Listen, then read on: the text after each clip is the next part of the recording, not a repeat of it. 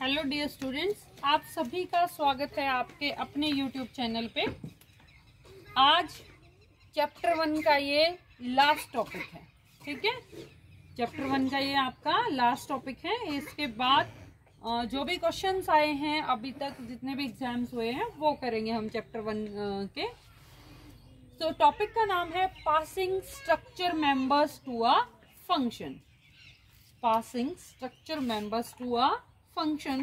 Function के बारे में आप थोड़ा सा ज्यादा डिटेल में तो मैं नहीं कहूंगी, आप 11th क्लास में पढ़ चुके हैं। फिर भी मैं आपको सिंपली बता देती हूँ फंक्शन क्या होता है। फंक्शन एक बॉक्स होता है जिसमें हम इनपुट देते हैं और आउटपुट लेते हैं। फंक्शन क्या होता है? एक बॉक्स होता है, एक डिब्बे की तरह होता है जिसमें इनपुट देते हैं और आउटपुट ले लेते हैं।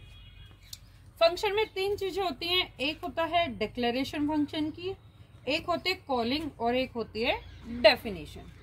जब भी हम फंक्शन यूज करते हैं प्रोग्राम में, 3 चीजें होती हैं। क्या क्या?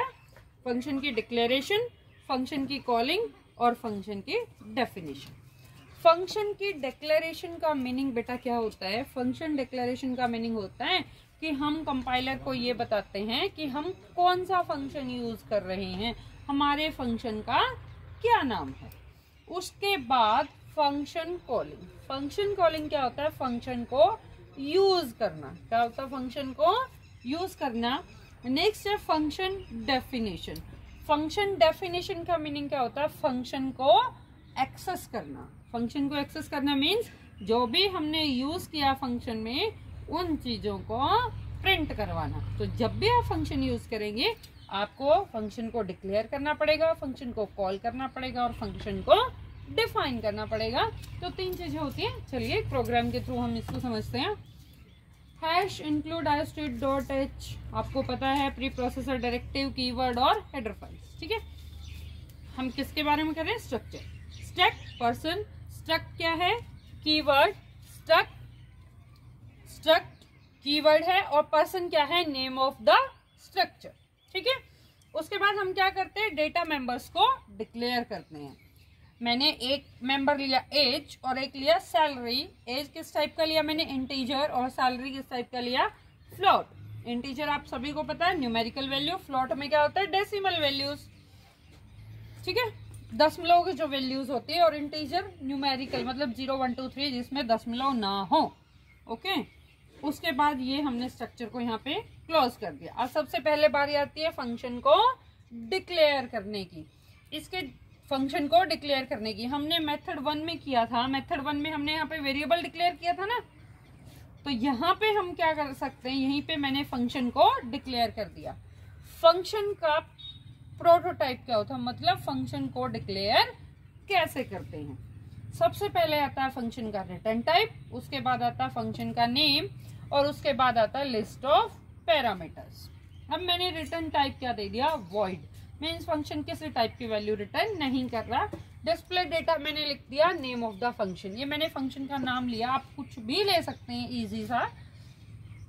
Person list of parameters. Parameters क्या होते हैं? इनपुट। क्या होते हैं? इनपुट। फिर मैंने क्या लिया भाई? मेन फंक्शन स्टार्ट किया। मैंने क्या किया? मेन फंक्शन स्टार्ट किया। मेरे स्ट्रक्चर का नाम क्या था? पर्सन। पर्सन का मैंने क्या बनाया? एक वेरिएबल बनाया स्ट्रक्चर का, पी। क्या बनाया? पी। अब मैंने क्या किया? सी out enter as, C in P dot as, C in P dot as. ये एज इट इज लिखा हुआ आएगा। सी इन मैंने क्यों लिखा? क्योंकि मैं चाहती हूं कि जो वैल्यू है वो यूजर के थ्रू आई, वो कीबोर्ड से हम एंटर करें कुछ भी। हम पहले क्या करते थे? P dot age equal to 20, तो वो आपकी वैल्यू फिक्स हो जाती थी। अब इसमें पी डॉट एज मैंने सी इन के थ्रू किया, तो आप कुछ भी वैल्यू डाल सकते हैं एज की कीबोर्ड से। C out enter salary, C in P dot salary. Input function से मैंने क्या किया? सैलरी को इनपुट कराया।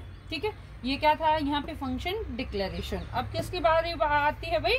फंक्शन कॉलिंग की। देखो फंक्शन कॉलिंग क्या होती है? Function call with structure variable. Function call with structure variable. यहाँ पे हम लिखेंगे जो हमने फंक्शन नेम लिया था। क्या लिया हमने फंक्शन नेम?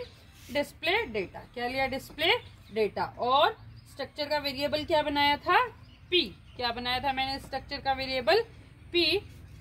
अब मैंने रिटर्न 0 कर दिया। अब मैंने रिटर्न 0 क्यों किया, देखो यहाँ पे मैंने क्या लिया है इंट, यहाँ पे मैंने क्या लिया है इंट। तो ये ऐसे होती है फंक्शन की कॉलिंग की। मैंने जो डिस्प्ले डेटा जो ये फंक्शन बनाया ना यहाँ पे और जो इसके ये मेंबर्स लिए हैं उनको मैंने यूज करना है, ठीक है। अब आता है फंक्शन की डेफिनेशन। अब क्या आती है फंक्शन की डेफिनेशन।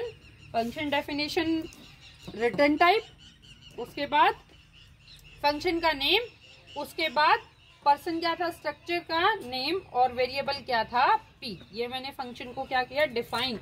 डिफाइन का मतलब क्या है, हम फंक्शन को एक्सेस करेंगे, हम फंक्शन को एक्सेस करेंगे, ठीक है।